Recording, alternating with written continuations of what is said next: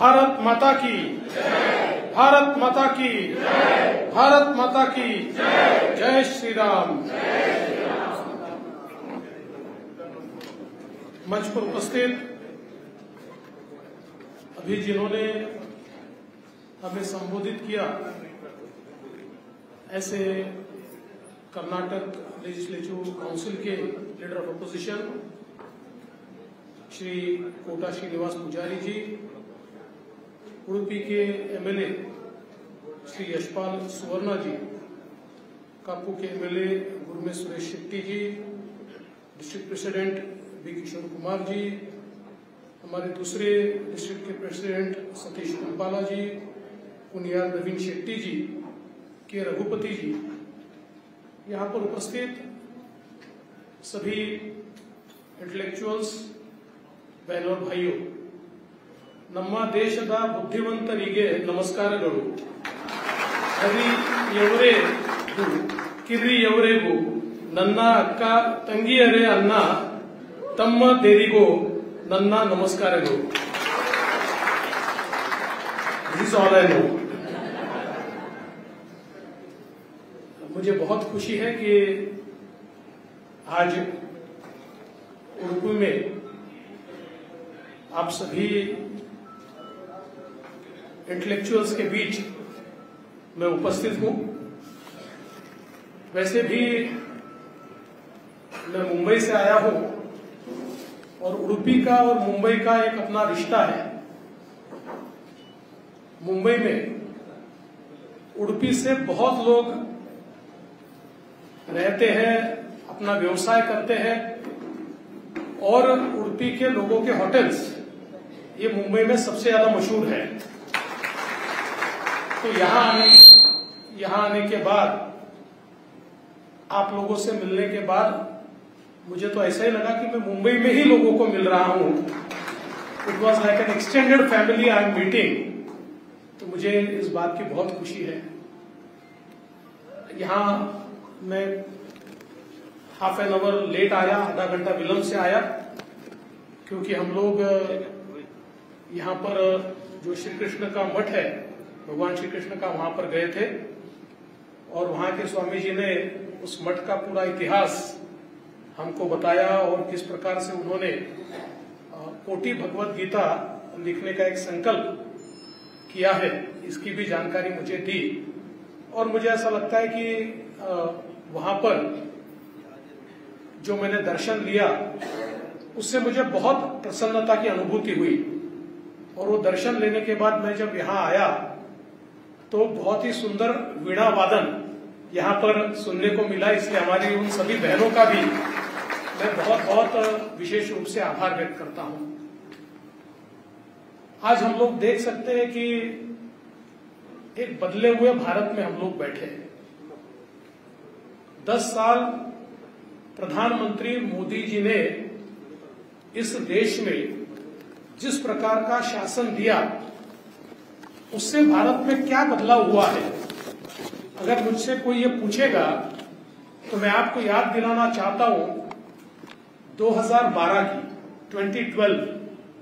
2012 में IMF और international rating agencies ने दुनिया की 5 इकोनॉमीज को फ्रेजाइल 5 कहा था.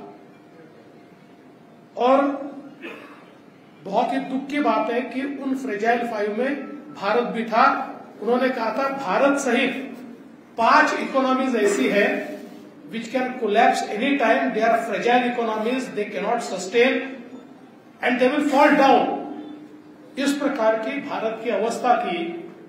2014 में मोदी जी ने भारत की कमान संभाली. 2012-13 की फ्रेजाइल इकोनॉमी आज दुनिया की फास्टेस्ट ग्रोइंग इकोनॉमी हो गई. और वही IMF कहता है कि India is the brightest spot. भैया इसको कम करो, बहुत साउंड कर रहे. India is the brightest spot so far as world economies are concerned. तो मुझे लगता है कि 10 साल में मोदी जी ने सबसे बड़ी बात अगर कोई की होगी तो जिस अर्थव्यवस्था के बारे में, जिस इकोनॉमी के बारे में ये कहा जाता था कि it will collapse any time, आज उसी को दुनिया ब्राइटेस्ट स्पॉट कहती है और दुनिया के 11वें नंबर की इकोनॉमी से अब भारत 5वें नंबर की सबसे बड़ी अर्थव्यवस्था बना है और दुनिया में सबसे तेजी से बढ़ने वाली अर्थव्यवस्था के रूप में बना है। और मोदी जी ने एक गारंटी दी है, मोदी जी ने गारंटी दी है कि in my third term India will be world's third largest economy, दुनिया की तीसरी सबसे बड़ी अर्थव्यवस्था ये भारत की अर्थव्यवस्था होगी। और ये मोदी जी की गारंटी है, सिद्धरमैया जी की नहीं है। मोदी जी की गारंटी है, गारंटी की गारंटी। नहीं तो हमने देखा कर्नाटक के चुनाव से पहले सिद्धरमैया जी और कांग्रेस ने, खड़गे जी ने, सबने इतनी गारंटी दे दी, हम तब सोचते थे कि कहीं कुबेर का खजाना इनको ही तो नहीं मिल गया। लेकिन बाद में ध्यान में आया कि इनकी आदत अनुसार इन्होंने झूठ बोला है और एक भी गारंटी पूरी नहीं कर पाए।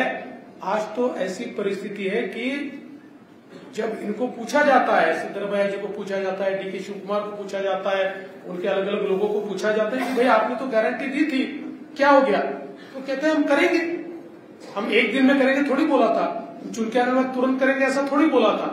और उनमें से कुछ लोग तो सच बोल गए, उन्होंने कहा जी बोलने के लिए तो बोल दिया था लेकिन इतना पैसा आएगा कहां से, इकोनॉमी बहुत प्रेशर में है, हम नहीं कर सकते। तो इसलिए मैं ये बताना चाहता हूं कि ऐसी गारंटी कांग्रेस वालों जैसी गारंटी नहीं है, ये मोदी जी ने गारंटी दी है। और ये मोदी जी का ट्रैक रिकॉर्ड हम देख सकते हैं कि जो वो कहते हैं वो करते हैं। और आज हमारी अर्थव्यवस्था को मजबूत करने के लिए उन्होंने एक मोदी मॉडल तैयार किया है। जैसे इकोनॉमिक्स होता है वैसे एक मोदीनॉमिक्स है, क्योंकि कई बार अर्थव्यवस्था जब मजबूत होती है तो कुछ बहुत बड़े लोग, कुछ बहुत बड़े कॉर्पोरेट्स ये बहुत ग्रो होते हैं और उससे अर्थव्यवस्था ग्रो होती है। लेकिन जब इस प्रकार से अर्थव्यवस्था ग्रो होती है तो एक समाज में डिस्पैरिटी तैयार होती है। मोदी जी ने एक नई परिभाषा अर्थव्यवस्था को मजबूत करने के लिए की और उस परिभाषा का नाम है गरीब कल्याण का agenda, by empowering the poor. क्योंकि भारत को गरीबों का देश कहा जाता था, by empowering the poor we can accelerate the economy. ये नया मॉडल आज देश को मोदी जी ने किया और हम देख सकते हैं इन 10 इयर्स 25 करोड़ लोग, 25 करोड़ पीपल ये गरीबी रेखा के ऊपर आए, जो गरीबी में से बाहर आए। ये दुनिया का record, it's a world record that 25 crore people have come above poverty line who were below poverty line in just 10 years। और अभी जो नया रिपोर्ट इंटरनेशनल एजेंसीज ने दिया है उनका कहना है कि जिस भारत में 40% लोग एक्सट्रीम पॉवर्टी में थे, now only 3% people are remaining in extreme poverty. ये 10 साल में मोदी जी ने करके दिखाया, इतने बड़े पैमाने पर लोगों को अधिकारिता दी। और आप देखिए कि जो मूलभूत लोगों की आवश्यकताएं है, वो चाहे शौचालय हो, वो चाहे घर हो, पीने का पानी हो, घर में बिजली हो, या अलग अलग प्रकार का इंफ्रास्ट्रक्चर हो, ये सारा तैयार करके हमारी अर्थव्यवस्था को एक्सीलरेशन देने का काम मोदी जी ने किया। जब एक घर बनता है तो उस घर बनने के कारण वहां पर सीमेंट लगता है, वहां ईंटें लगती है, वहां पर लेबर लगता है, वहां लोहा लगता है, वहां पर फर्नीचर लगता है, वहां पर स्विचेस लगते हैं। मतलब एक घर 32 टाइप्स की इंडस्ट्री को चलाता है, 32 टाइप्स की इंडस्ट्री को डिमांड तैयार करता है। तो मोदी जी ने एक प्रकार से ये जो सारा गरीब कल्याण का एजेंडा चलाया, इस एजेंडे के कारण देश में डिमांड तैयार हुई, इस एजेंडे के कारण देश की प्रोडक्शन बढ़ी, इस एजेंडे के कारण लोगों के हाथ को काम मिला, इस एजेंडे के कारण लोगों के हाथ में पैसा आया और इसके कारण हमारी अर्थव्यवस्था तेजी से चली। तो गरीबों को साथ में लेके जिस समय मोदी जी ने 50 करोड़ लोगों का बैंक खाता खोला, एंड जस्ट इमेजिन, हम विकसित भारत की बात करते हैं लेकिन उस विकसित भारत में यह परिस्थिति थी 2014 में अराउंड 55 करोड़ पीपल ऐसे थे जिनके परिवार में किसी ने बैंक नहीं देखा था, दैट नेवर सीन बैंक। उनको बैंकिंग क्या होता है पता नहीं था, बैंकिंग ट्रांजैक्शन क्या है पता नहीं था, कोई उनके पास बैंक अकाउंट भी नहीं था। अब अगर 55 to 60 करोड़ पीपल ये आपकी फाइनेंशियल सिस्टम से बाहर हो, आपकी अर्थव्यवस्था से बाहर हो, तो देश तरक्की कैसे करेगा? 50% लोग अगर बाहर रहेंगे तो देश तरक्की नहीं कर सकता। मोदी जी ने इनको देश की मेन स्ट्रीम में लाया, इनके बैंक अकाउंट खुले। लोग कहते बैंक अकाउंट खुलने से क्या होता है, लेकिन लोगों को बाद में पता चला कि जब जनधन अकाउंट, आधार और मोबाइल ऐसा जाम का एक उन्होंने ट्रिनिटी तैयार की और एक नई डिलीवरी सिस्टम इस देश को दी। आपको पता है राजीव गांधी जो देश के प्रधानमंत्री थे, वो देश की डिलीवरी सिस्टम के बारे में कहते थे, मैं 1 रुपया दिल्ली से भेजता हूं तो अंतिम व्यक्ति को 15 पैसे 15 पैसे मिलते हैं, 85 पैसे ये करप्शन में समाप्त हो जाते हैं। मोदी जी ने ऐसी व्यवस्था खड़ी की, 1 रुपया दिल्ली से निकलता है, पूरा 1 रुपया अंतिम व्यक्ति तक जाता है। किसी की हिम्मत नहीं है कि उसमें से 1 पैसा भी वो निकाल ले। तो एक इम्पेकेबल डिलीवरी सिस्टम इस देश में मोदी जी ने तैयार की।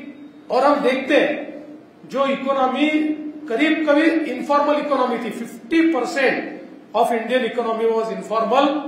जीएसटी जैसे सुधारों के कारण वो इकोनॉमी फॉर्मल इकोनॉमी हुई, और फॉर्मल इकोनॉमी होने से देश की तिजोरी में पैसा आया, टैक्सेस आए, इनकम टैक्स आया, जीएसटी आया, रिकॉर्ड टूट गए।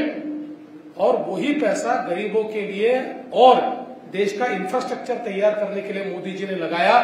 आज हम देख सकते हैं जो हाईवेज बने हैं हमारे देश में, जिस प्रकार के हाईवेज बने वो एक रिकॉर्ड है।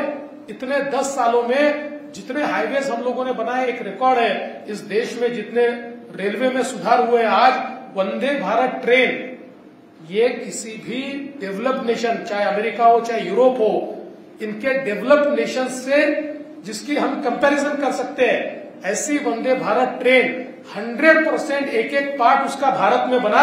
ऐसी वंदे भारत ट्रेन जो 180 की स्पीड से भागती है। और रेलवे मिनिस्टर जी ने कहा है एक बार सारे रेलवे लाइन का काम पूरा हो गया तो 250 किलोमीटर की तेजी से ये ट्रेन भागेगी, 250 किलोमीटर पर आवर से ये ट्रेन भागेगी।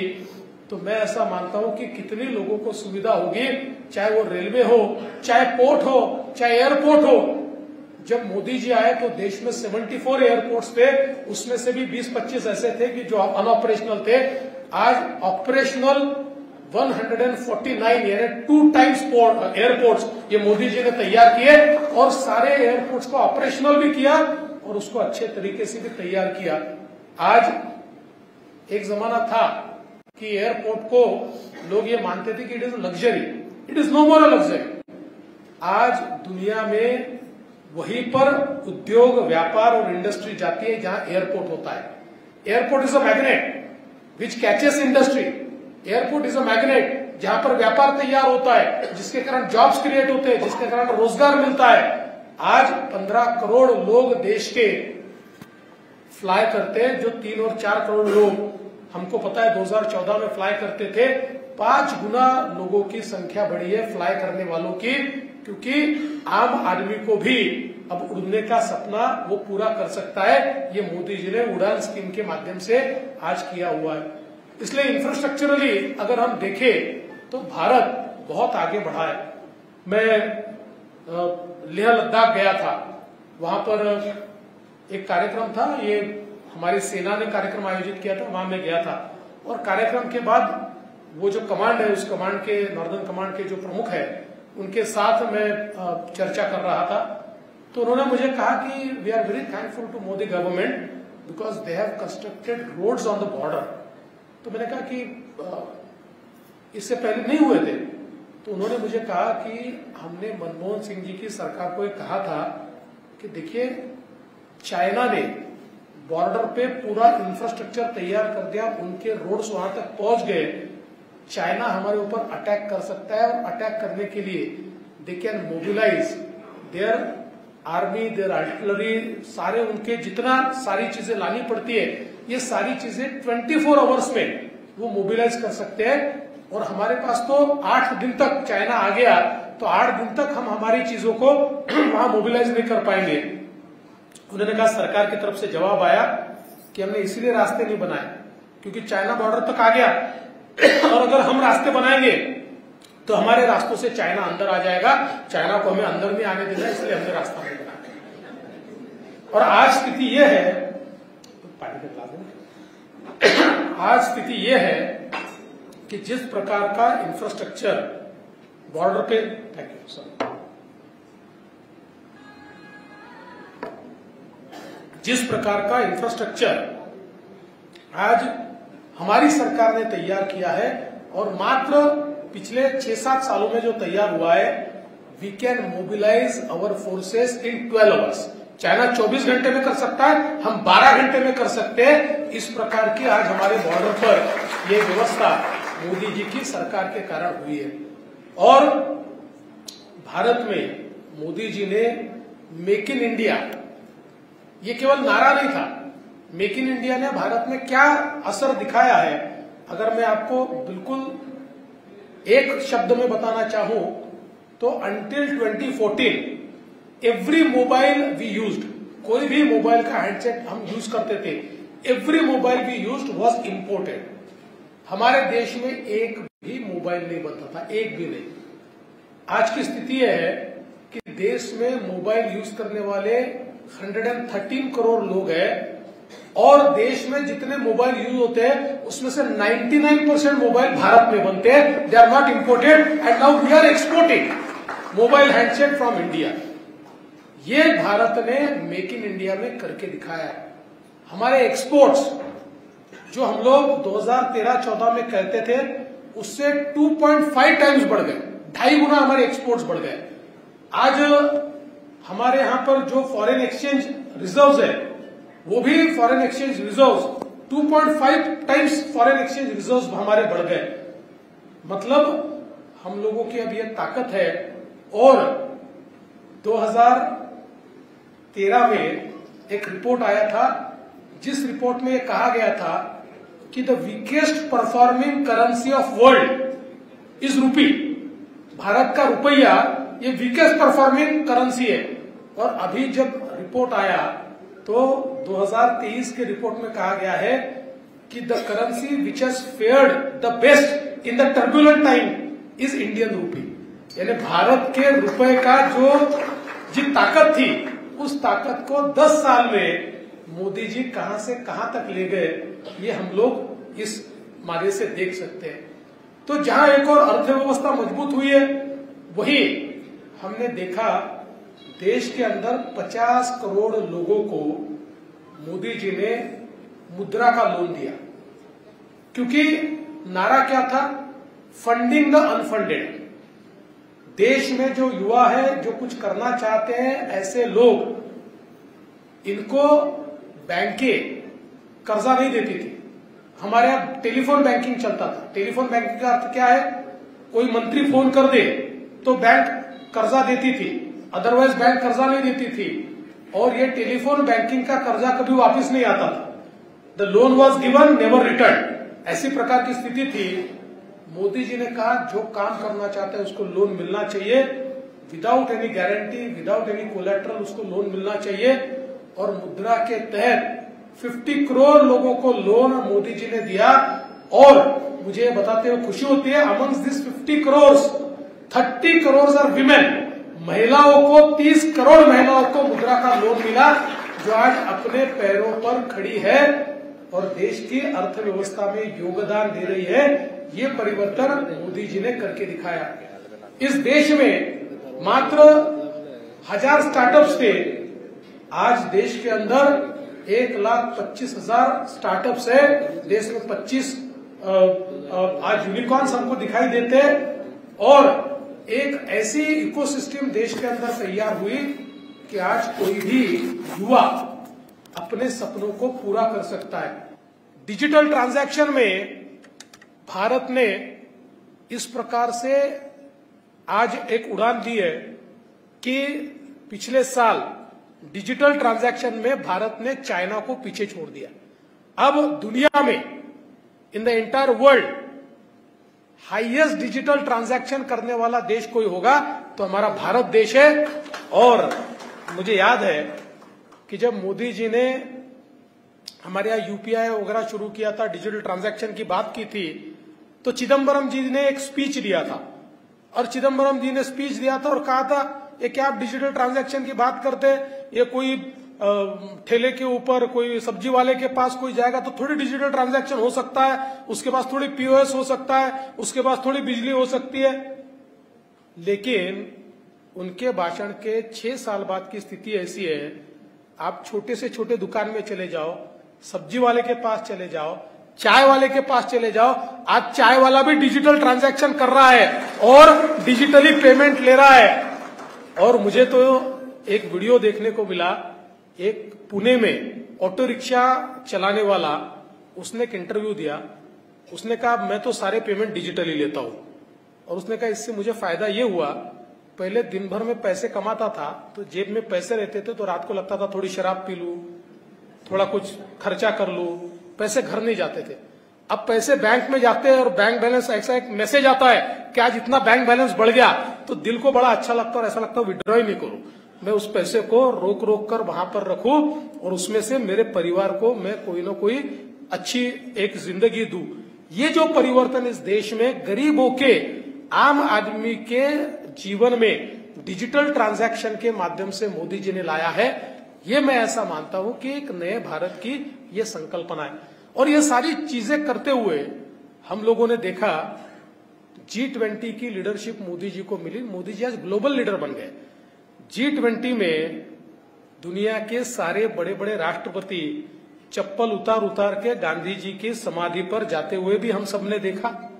और इतना ही नहीं, तो G20 का जो दिल्ली डिक्लेरेशन है, लोग कहते थे डिक्लेरेशन हो ही नहीं सकता, रशिया यूक्रेन वॉर चल रहा है, 4 खेमों में दुनिया बटी है, तो सारे लोग एक डिक्लेरेशन पे साइन कर ही नहीं सकते। इससे पहले सारे डिक्लेरेशन फेल हुए, पर मोदी जी ने सबको एक टेबल पर बिठाकर दिल्ली डिक्लेरेशन करके दिखाया। यूनैनिमस डिक्लेरेशन हुआ, सबने मिलकर डिक्लेरेशन किया, किसी ने उसको विरोध नहीं किया, एवरीबडी साइन द डिक्लेरेशन।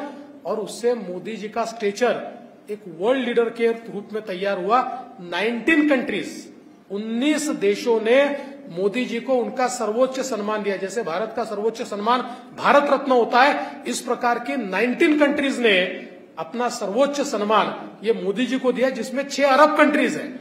तो मुझे ऐसा लगता है कि ये जो एक बदलती हुई भारत, और ये मोदी जी का सम्मान नहीं है, ये सम्मान भारत देश का सम्मान है। मैं मॉरिशस गया था और मॉरिशस के राष्ट्रपति से मैं मिला, तो मॉरिशस के राष्ट्रपति ने कहा कि we would like to thank prime minister Modi ji. मैंने कहा why would you like to thank, मैंने उनको पूछा। उन्होंने कहा कि Mauritius is alive because Modi ji gave us vaccine. अगर मोदी जी हमको कोविड की वैक्सीन नहीं देते तो मॉरिशस जिंदा नहीं होता। We owe our life to Modi ji, ये मॉरिशस के राष्ट्रपति कहते हैं। और ऐसे मॉरिशस के राष्ट्रपति जैसे 100 प्रधानमंत्री और राष्ट्रपति है, 100 कंट्रीज जो कहती है कि हमारी कंट्री जिंदा है क्योंकि मोदी जी ने हमको वैक्सीन दिया, नहीं तो हम जिंदा नहीं रख सकते। तो भारत, हम जो जिस भारत की कल्पना करते थे कि भारत विश्व गुरु बन सकता है, आज उसकी ओर भारत निकल पड़ा है। कल हमने देखा होगा, कल मोदी जी ने एक ट्वीट किया, भारत ने एक इंटरकॉन्टिनेंटल बैलिस्टिक मिसाइल तैयार किया है। और ये जो मिसाइल है ये 5,500 से 7,000 किलोमीटर तक की रेंज का मिसाइल है।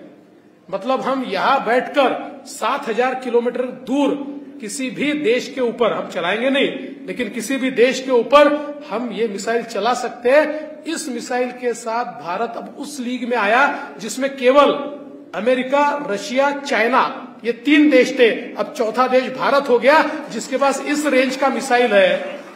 और हम लोग जानते हैं जो मजबूत होता है, जो ताकतवर होता है, उसी के साथ लोग प्यार करते हैं।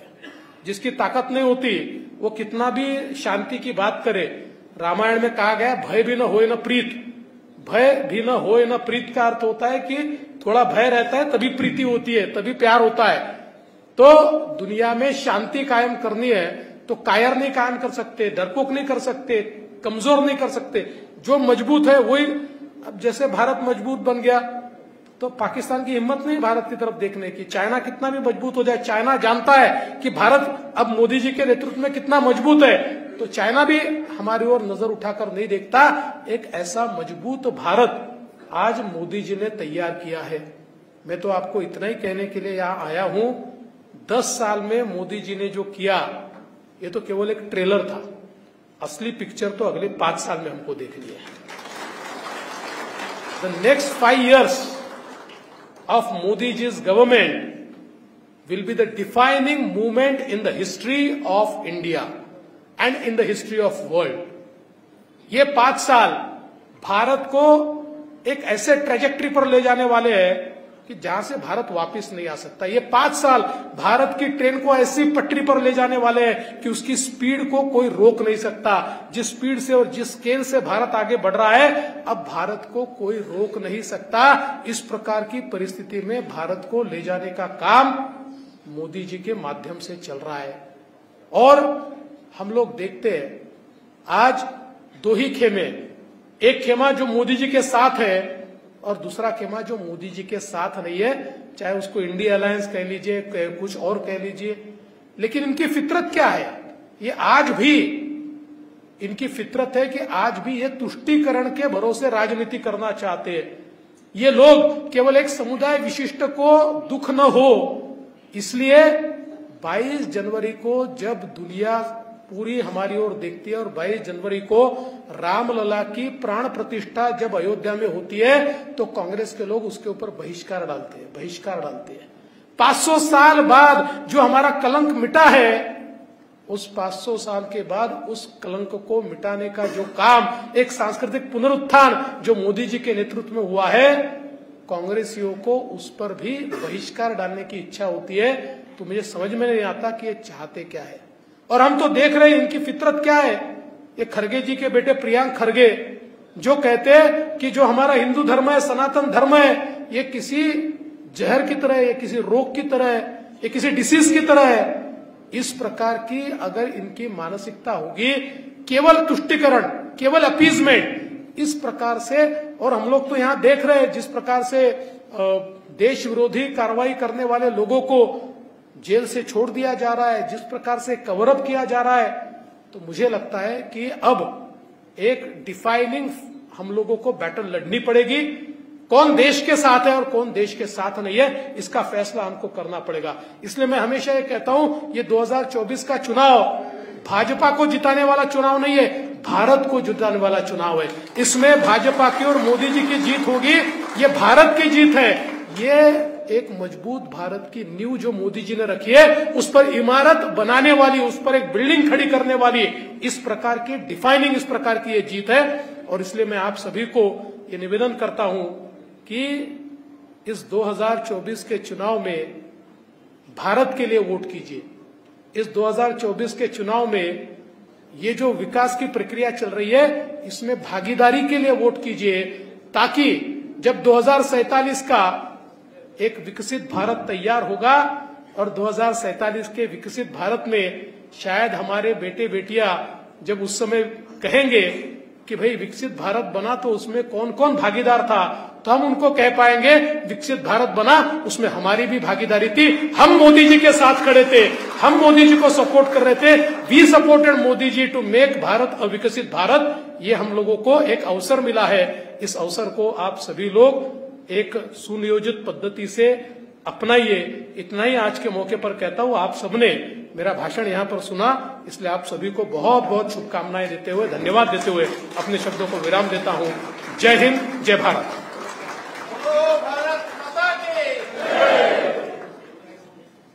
Thanks a lot for your enlightening words. It's आपसे जब बात कर रहे थे तो मुझे एक चीज याद आ रहा था। I was actually visiting Australia about couple of years back. तब वहां एक चीज बोला था कि the way India development happened, what they said is around 2010-2011 people used to walk for 20 minutes to save 20 rupees. Now the time has turned wherein people spend 20 rupees to save 20 minutes. So that's the way the development really happened, and I believe everyone would agree on that here too. So after this enlightening words, as it's an intellectual meet, illi ella prabudhare iddare. So if you think that your questions are intellectual enough, you can ask a couple of questions. Because of the time limit. Yeah. Hello. Because of the time limit, we can only take about 2 to 3 questions, because Devendra ji has to travel to Mangalore, and from there he has to travel to Mumbai as well. Hello. Yes. Hello, sir. And we are spellbound listening to your words, and it was really fantastic. And you have explained about the style of operation by our Honorable Prime Minister. It is really fantastic. And the way how you have explained to us, we feel that we are really proud to be Indians. But my sincere suggestion is, when you come back again to the power, please see that the Pakistan-occupied Kashmir is taken back. You must note this, and we should get back the Pak again. Another my sincere request is that the traitors should be tackled properly. Deshandrohi, they should be tackled properly, and we should have a particular law for that. If openly the people they say like this, and we are simply listening to them, it is just like an insult to 140 crore people. So the government should bring a law that traitors are tackled properly. This is my 2 important things to you, and I wish you will do that when the next government comes. Thank you, sir. Thank you. That was a very nice suggestion. I would just like to tell you that we are not just aiming at Pak-occupied Kashmir. We are aiming at Pak-occupied Akhand Bharat. Pak-occupied Kashmir will be first step. But we are the people who talk about Akhand Bharat, and we feel that there will be one day when the entire Bharat, the original Akhand Bharat, will be one. But I am sure now, if you look at the situation in Pakistan, even the people in Pakistan say the way India has developed, they envy us. And in the POK, already a movement has started that allow us to go to Kashmir, allow us to unite the Kashmir, allow us to go to Bharat. So I think your wish will be fulfilled very soon. And having said that, the second suggestion which you gave is very right. We need to actually have very strong law. We already have, but we need to implement those laws very strongly. Those people who actually talk anti-India should be punished. The only problem here is that this particular subject, the Home Ministry, is under the states. The state has to act first. And when there is a government like the present government in Karnataka, they are very happy that when people talk about Pakistan and they hail Pakistan. So I think it is now our responsibility to see that those who support such elements should not come to power. ಮುಂದಿನ ಪ್ರಶ್ನೆಯನ್ನು ದಯವಿಟ್ಟು ನಿಮ್ಮ ಹೆಸರು ಮತ್ತು professional ಹೇಳಿ ಪ್ರಶ್ನೆಯನ್ನು. Hello sir, एक सामान्य नागरिक होते हुए मैं आपको एक सलाह देता हूं सर. हमारे देश से बहुत वर्षों से प्रतिभा पलायन हो रहा है. एजुकेशन के बाद most of the intelligent people, more than 50% I think, migrating towards other countries. मेरा आपसे निवेदन है कि इसे रोकने के लिए कुछ अच्छा कदम लेना चाहिए, और इससे 2047 के बदले में 2037 में ही इंडिया आर्थिक स्थिति में नंबर 1 बन सकता है. Your good name. आपने बहुत अच्छी बात कही, लेकिन मैं आपको ये बताना चाहता हूं कि प्रतिभा पलायन इस पास्ट, अभी प्रतिभा पलायन रुका है. और अभी आप अगर देखते हैं तो ग्लोबल सारी जो इंडस्ट्री है, वो ग्लोबल इंडस्ट्री अपने आप को भारत में लोकेट करना चाहती है. और सिलिकॉन वैली से भी अब वो लोग भारत में उनको भेजते हैं, भारत में वो लोग अपने आप को एस्टेब्लिश कर रहे हैं। तो मुझे लगता है कि ये बात आपकी सही है कि एक समय प्रतिभा पलायन ये हमारे सामने प्रश्न था, लेकिन अब प्रतिभा पलायन नहीं होगा। अब लोग भारत में आएंगे, बाहर के लोग भी भारत में आएंगे, जो भारतीय बाहर गए वो भी भारत में आएंगे।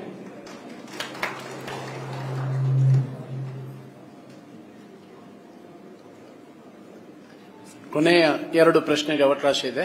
ತಮ್ಮ ಹೆಸರು ಹೇಳಿ. ಯಾ ಮೈಕ್ ಕೊಡಿ. Can I? 1 minute. Your good name, please. Yes. Good evening, everyone. And namaskar, Devendra Fadnavis Kaka. I'm Maharashtrian आहे. So my name is Sanika Vatave, and I'm a speech therapist working in Mahe. So more than a question, I have something to share with you all here. Since I found this occasion to speak to everybody, I would like to share it. We are reaching at the digital era with so many digital transactions happening. We are, developing in terms of the roadways also. But something that is concerning and alarming for all of us is the traffic rules. Though everybody is aware of it, what we currently observe is it feels like people are taking license as something like, it's the right that they get. Like how we have voting right, like how we have access to medical health, like that. So I feel there has to be something where it is quite strict and not everybody gets it as a privilege, but only gets it when they are eligible for it. So that a lot of lives, we are in medical health profession, so we see a lot of people going through these challenges. So something that you would suggest and provoke all of us would be a great thing for us. Thank you, sir. I think what you say is absolutely right, because our erstwhile laws were like that. Anybody could get a license. I mean, we have seen people who could never drive but got the license through some dalal. It's no more a case. Now the new law, which is made by Honorable Modi ji and Mr. Gadkari ji, is very strict on this. So entire new regime for grant of license, and this new regime is actually at par with the global regime. It has been established. So in this regime, one has to follow the rules. One has to be conversant with the rules, and then only they can get. And now, for the first time, your license can be suspended. There was no provision to suspend the license. Now, in the new rules, if you violate, your license can be suspended, and if you are serial violator, then your license can be cancelled as well. So I think there are 2 things. One, you require strict laws, and second thing is that people also have to realize that they have some duties. We always fight for our rights, but in Amrut Kal, Modi ji says that performing your duties is also very important. So I think when people are aware of duties, and then there is a deterrent law that if you don't follow duty, then you will be penalized, then people do what is right. So I am sure that henceforth people will do what is right. ಕೊನೆಯ 1 ಪ್ರಶ್ನೆಗೆ ಅವಕಾಶ. Pranam Fadnavis sir. Basically, I'm from Mumbai also. So, personally, I consider one of the greatest achievement of Fadnavis Sahib is dismantling the APMC cartel, APMC monopoly march, which even Prime Minister Modi also failed to do. So, my question is, why the implementation of farm laws is so challenging in India, and how it will play a key role in upcoming elections, considering majority of the voters will be from the rural areas. Thank you. I think the farm laws which Prime Minister Modi ji made, they are 100% farmer friendly. Because today we can see that in our agriculture sector, the realization of the value of crops doesn't reach the farmer, it reaches intermediary. And most of these intermediary, they actually earn a lot of profit, but they don't pass it on to the farmers. And that is why Modi ji ensured with these laws that the intermediaries are eliminated and farmers are free from the shackles of intermediary. Farmers are empowered to actually sell their products anywhere they want, and they will be not charged anything. Unfortunately,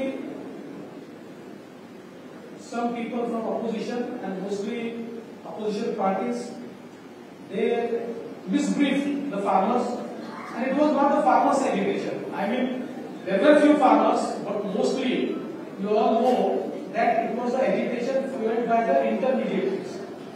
So for the time being, Modi ji has stalled it, but I am sure now farmers have realized that it is required, because we are already implementing the same in Maharashtra, and it has proven to be the best in Maharashtra. So I am sure that in the next regime, Modi ji will again think of bringing some kind of not the same legislation, but maybe some kind of reforms where the farmers are actually put out of the shackles of this intermediary.